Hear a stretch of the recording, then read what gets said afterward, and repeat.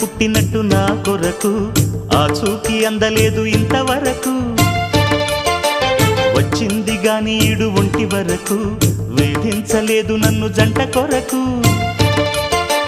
చూశాక ఒక్కసారి ఇంత వెలుగు నా వంక రాను అంది కంటి కునుకు